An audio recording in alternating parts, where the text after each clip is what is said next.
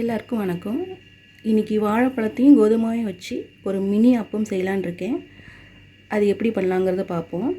அதுக்கு தேவையான பொருட்கள்: 1 கப் கோதுமை மாவு, 2 வாழைப்பழம், நல்லா பழுத்த வாழைப்பழமாக இருக்கணும், ஒரு 1/4 கப் வெல்லம், இது ஒரு ஏலக்காய், இது ஒரு 1/4 ஸ்பூன் பேக்கிங் சோடா.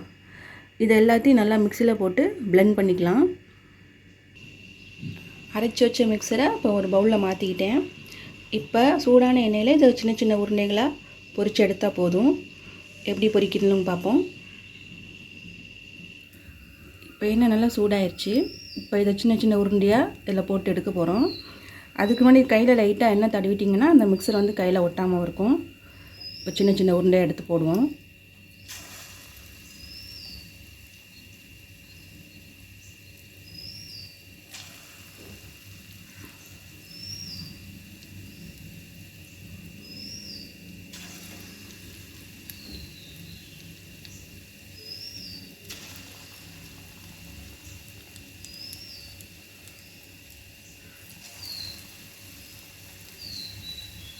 இது கொஞ்சம் வேகட்டும்.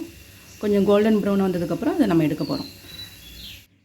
இப்போ பொரிச்ச எல்லாத்தையும் நான் ஒரு பவுலில் மாற்றிட்டேன். வாழைப்பழம் மினி அப்பம் ரெடி. இதை குழந்தைங்களுக்கு நீங்கள் ஈவினிங் ஸ்நாக்ஸாக கொடுக்கலாம், இல்லைனா ஸ்கூலுக்கு கூட நீங்கள் ஸ்நாக்ஸாக கொடுத்து விடலாம். குழந்தைங்க நல்லா விரும்பி சாப்பிடுவாங்க. சிம்பிளான ரெசிபி தான். நீங்களும் ட்ரை பண்ணி பாருங்கள். பிடிச்சிருந்தால் லைக் அண்ட் சப்ஸ்கிரைப் பண்ணுங்கள். தேங்க்யூ ஃபார் வாட்சிங்.